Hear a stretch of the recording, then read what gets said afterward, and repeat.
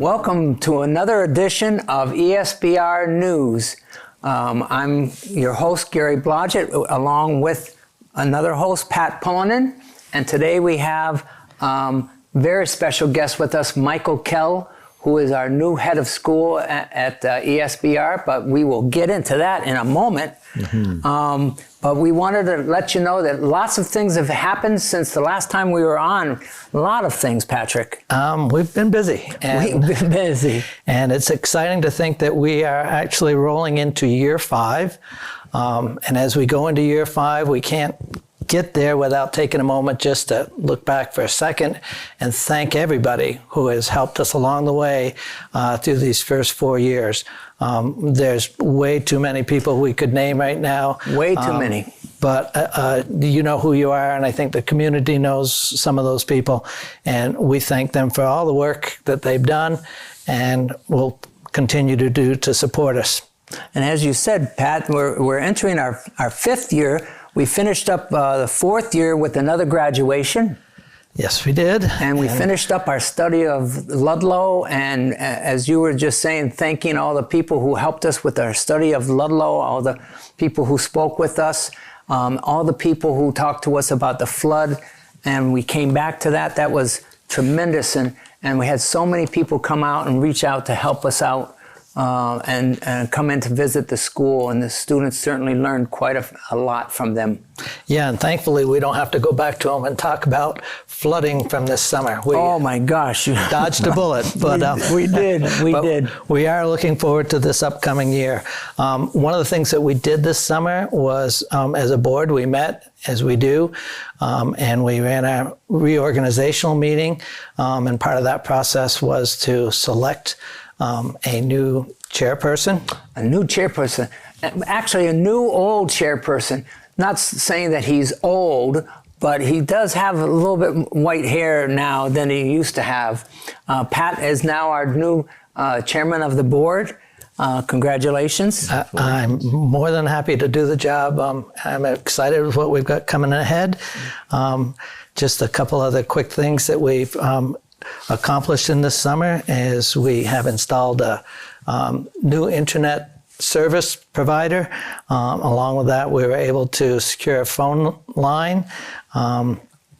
So we now have a phone landline, a local. And it's a pretty easy one for me to remember because I need all the help I can get, Pat. Yes, so I'll let you rattle it off, Gary. So it is just 802-228, which is a local number, 228 ESBR.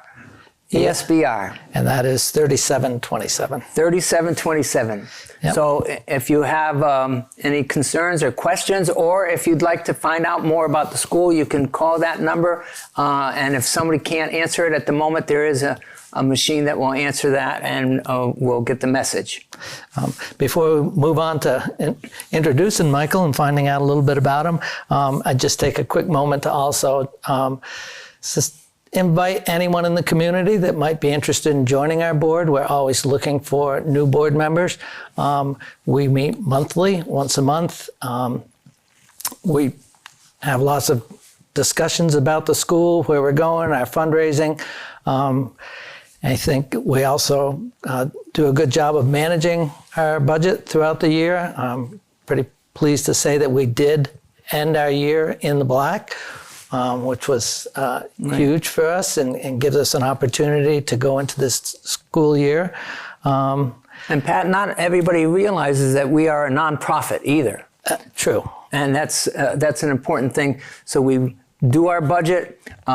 We work within that budget for our tuition, but it's not everybody that has to pay tuition at all, right? All the people who live in the local communities, which is a choice community, can come to the school without paying an extra tuition at all. That comes from the state. Correct. Right. And as well as we do offer scholarships for students that are not from choice towns, but would be interested as well as attending. So that's right. We do have a few of those scholarship students attending this year.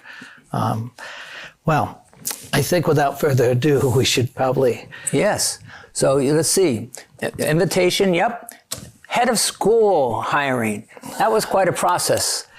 It was. And we were very lucky, weren't we? We took the time to go through a number of candidates, and we were fortunate enough to come up with somebody that we feel is going to do a great job for us. So That's right. that would be Michael Kell. That's Michael Kell. And Michael, I'm going to let you. Yes. yeah, why don't you tell us a little bit about yourself? For the opportunity for Yep. serving as the new head of school at Expeditionary School, Black River. And I look forward to be part of the community. I've been out and about in the community, introducing myself to different store owners, etc. I've got a script that I have to follow, so we will do that and keeping it, and it just allows me to speak intelligently here. Through the years, I've had many experiences working with students. The only one not involving students was my 32 years in the Army Reserve, and I retired as a major in 2006. For those out there, I was an infantry officer, chemical officer, a quartermaster officer. As you go up in rank, you need more skills. I work with students in residential programs, outpatient treatment facilities, on the football field, on the basketball court, prior to starting my educational career, which I started in 1987. I'd been a teacher, school counselor, assistant principal, assistant principal athletic director, school safety director, all those variety of jobs that are there. As a teacher, I likened myself to John Keaton in Dead Poets Society, if any of you remember seeing Dead Poets Society. And what I gained from Robin Williams' role as John Keaton is he's engaging. He is not traditional in his style. I'm always liking, I've tried it a few times, jumping up on the file cabinet in the classroom. It was a stretch for me. But I think from that, I learned student engagement, and not all students are traditional. And yet, we teach them that way. As a school administrator, I have had a restorative approach to how my schools interacted. I always ask myself, how do we engage our students? My pet peeve has always been seat time. Human beings were not born to be robots and stay stationary in the classroom. When you consider students' learning styles and interests, we're the facilitators of their learning, and we need to integrate Vermont quality standards and proficiencies in our learning expeditions. This year, several new faculty members have sought out a non-traditional learning environment to engage students through project-based learning. Traditional education involves learning in the school building and being taught in your seats. Expeditionary learning and project-based learning are interactive experiences where student work towards a purpose, rather than traditional education where at the end of each unit, it's sort of like that project is a dessert.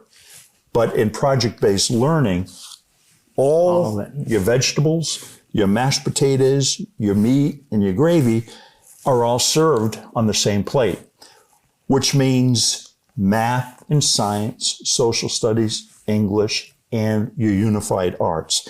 And they work together towards that educational purpose. That educational purpose is actually an expedition. And that is how we integrate the quality standards and the proficiencies on one plate going in the same direction for a purpose. And that purpose is what we call an expedition or an end of the semester. We'll be in trimesters this year. So each trimester we've selected, or let me say this, we have a first trimester project already set up, an expeditionary. And that is actually going to tie in Vermont history for our middle school and U.S. history for our upper school. And by going towards the same purpose, the upper school students will be integrated their core curriculum, and the lower school, the middle school students will also be doing that. So in our Vermont history for our lower school, the middle school kids, we're looking at moving towards our expeditions in the area of historical pieces in the Vermont area. How in 1776, land grants from King George after the 7 Years' War were given to New York and New Hampshire. Yeah. And how did we become a state? So that's all going to unfold. We are starting our first days of school working on this now for engagement purposes. We will be looking at going to the Hallback Outward Adventure at Okemo Mountain. Yeah, great. And that challenge course is really the purpose is to bring all of our students and staff together and really interact. That's a great opportunity. It is, and we're really looking forward to doing that. Yeah. The next day, Friday, when you look at expedition learning, they talk about really starting the students off with that hook, okay? Getting them off that kickoff day. So we're really, right now I'm planning on a all-school trip to Fort Ticonderoga. And we will kick that off because you have the U.S. history and you have the Vermont history tied together. So those are some things that we're doing. And we're going to look at that purpose. And our students in that journey will be looking at what's in Vermont during that time period. So that's the science, the math, the social studies, and writing about it. And so that's going to be an exciting focus for us to do. So that's our real beginning focus. So when we look at what our purpose is, we're looking at English, geography, math, history, and science. There will be a slide at the end of the program you can see. So research, communicating, problem solving, critical thinking, negotiation, out of the classroom, into the field, and really learning the way we're meant to by expedition, by exploring. John Dewey started education in 1902, a Vermonter, by the way. Yep. And he started with expeditions. Yep. I mean, learning was to be engaging and to be fun. By doing.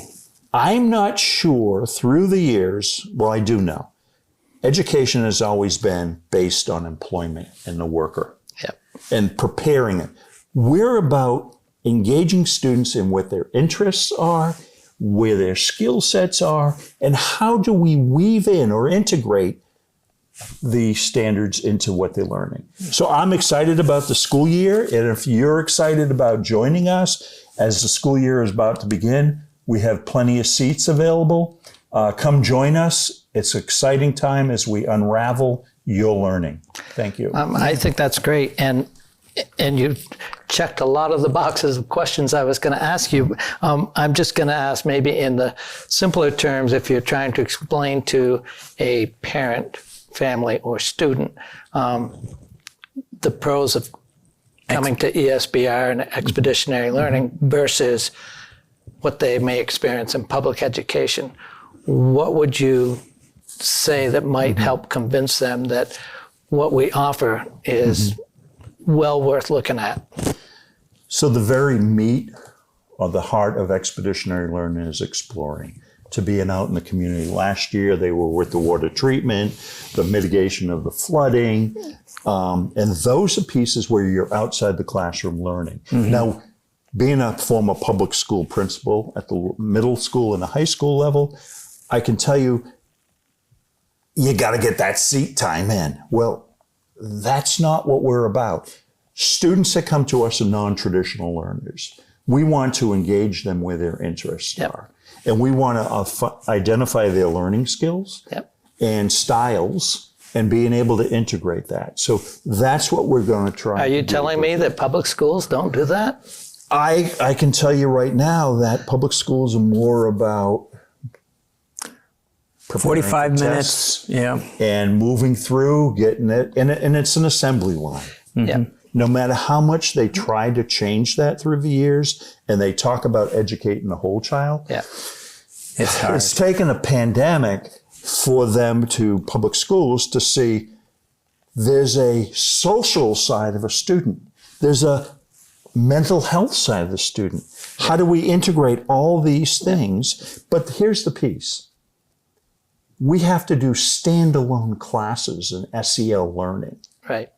rather than integrating those concepts by building relationships with our students and understanding our students. And you mentioned that we're a good fit for non-traditional students. How about traditional students? Would we be equally? Yeah, I would say that when you look at traditional students, I say traditional students in the sense that we have them, we put them in advanced classes, we move them to AP classes, and we move them to Dartmouth for a dual enrollment piece.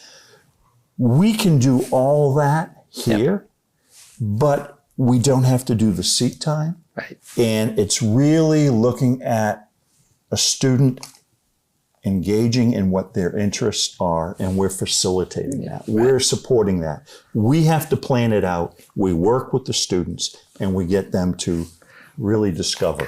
So, and currently we are approved by the state of Vermont, and what you're telling me is, of course, what we offer is approved by the state of Vermont. Yes, yes. It was a long, arduous task, which you are very familiar with. Oh, yes. And we got approval last year, and we were one of the final 2 schools in the state of Vermont to be approved before the moratorium took independent place. schools, yeah. Yeah, so we are an approved independent school, and choice schools come to us, whether you're in Wethersfield, Heartland, come.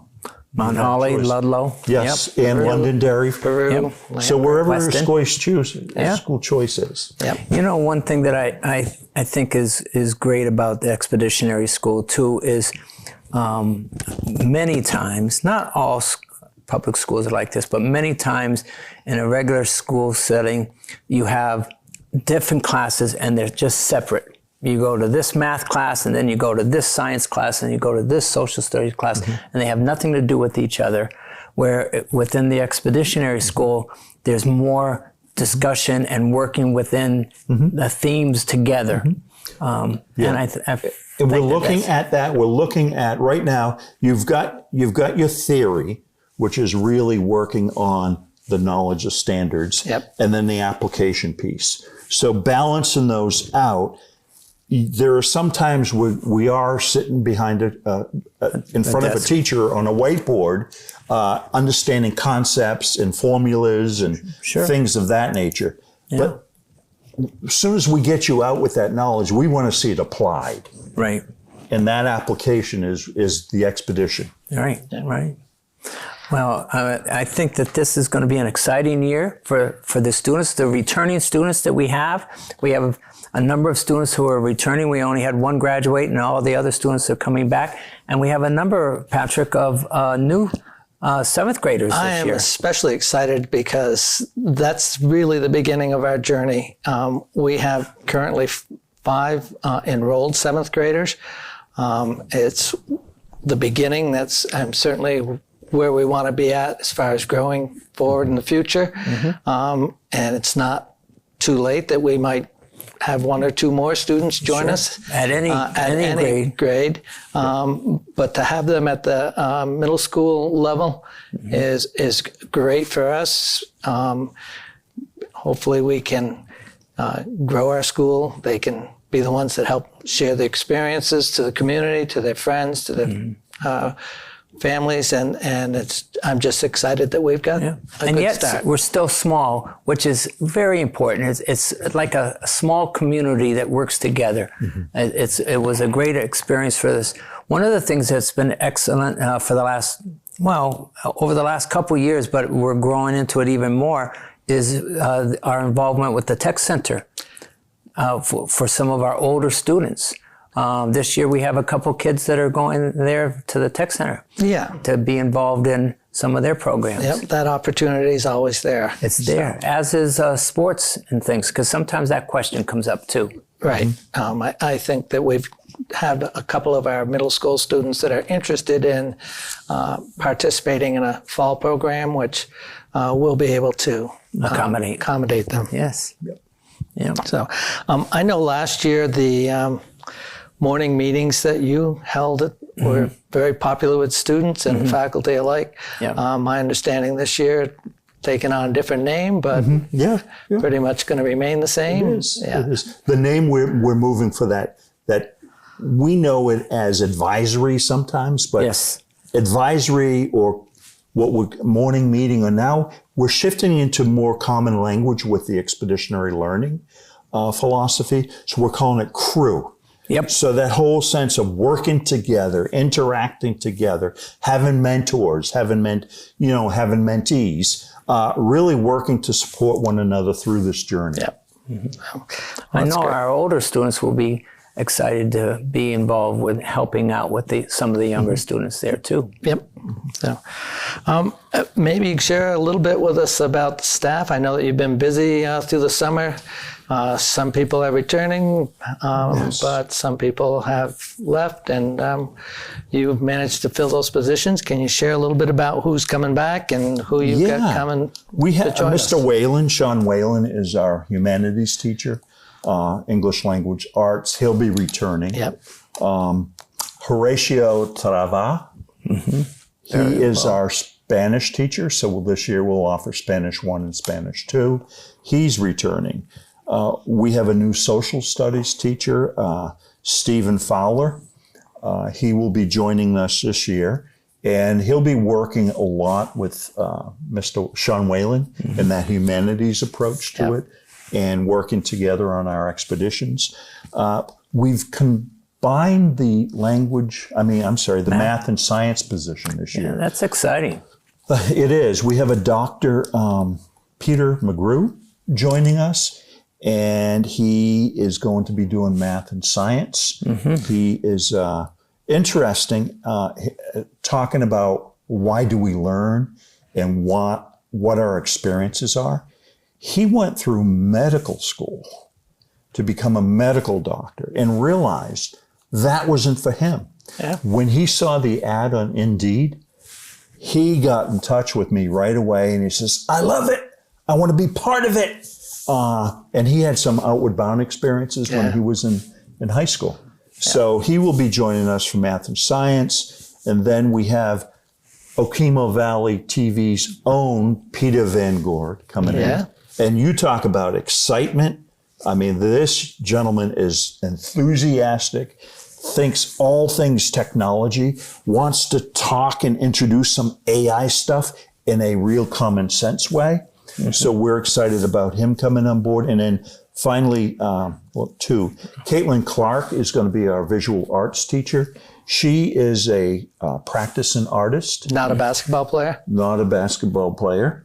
Not from Iowa. And does not play for the Fever. No. But she is enthusiastic about the way we learn and how we look at non-traditional learning through the arts. So she's coming on. And then we have a phys ed health teacher who has practical experience in the medical field, working as an EMT and doing those things, and has experience teaching. That's great. Health phys ed. Yeah, we did a little bit of that last year with the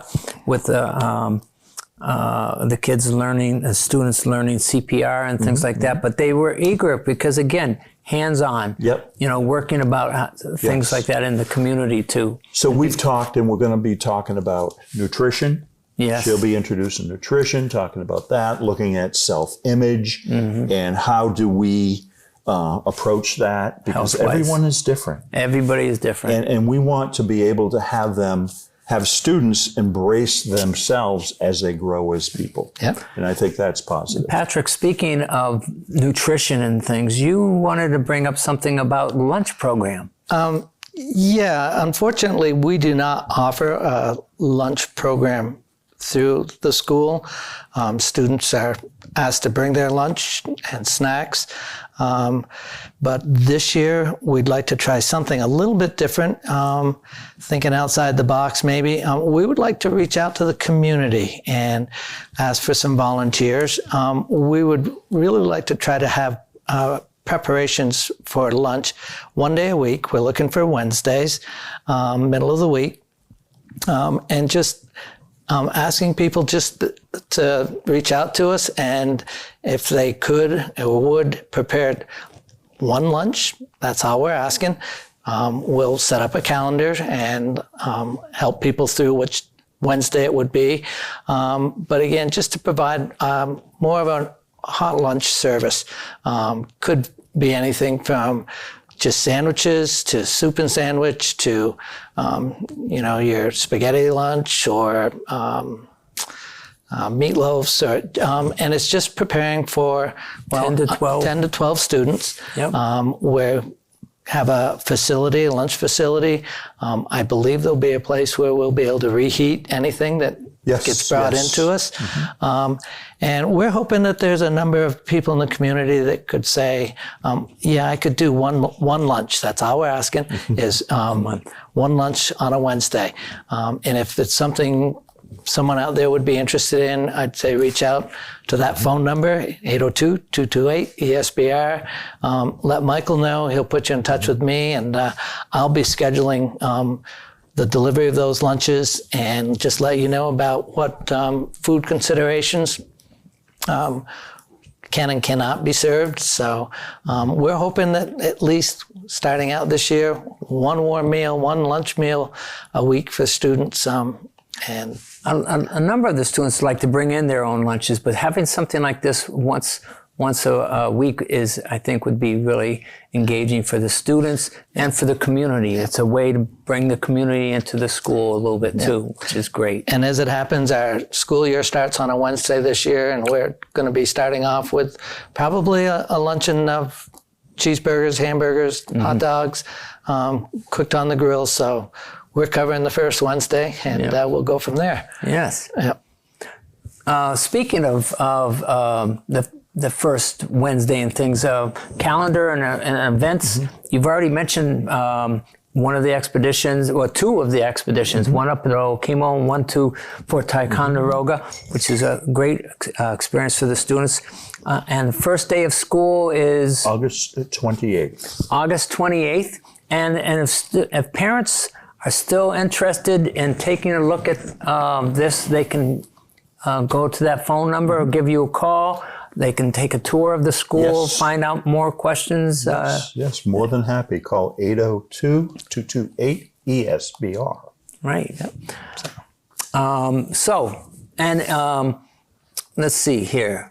We did want to also, by the way, one of the people groups that we didn't mention that we need to thank, because they have done so much for us all last year, for a number of years actually, is Okemo Valley TV. Again, they're hosting this event for us right now, but they have done so much with our students. We hope to continue that this year. But we certainly want to give a shout out to Okemo Valley TV. Not only that, but just to remind people that the past year's productions that were taped for the students, and I know they interviewed a number of community members. They're still available. They're still available. The graduation was available, and that's great. I'm just going to also remind people that we still continue doing fundraiser, and we will have some things that will be up and coming this fall, as always. But if we're going to have a chicken barbecue this fall, and we are going to have a chicken barbecue this fall, which I believe will be at the Legion. Ludlow Legion. Yeah. But if there's anybody else out there who would like to support us financially, certainly again, feel free to reach out to Michael, and we'll be glad to speak with anybody regarding that. So thank you for listening again to our ESBR. And again, if you have any questions or things that you'd like to find out more about it, you can go to our website, or you can call that number again. Okay? Yeah, I referred to that. Yep. And we look forward to many more times this year with ESBR News, and having more students here instead of listening to at least two old guys, Pat. Yes. And good luck, Michael, this year. Thank you. We're excited. Looking forward to it. Good luck, and thank you. Looking forward to it.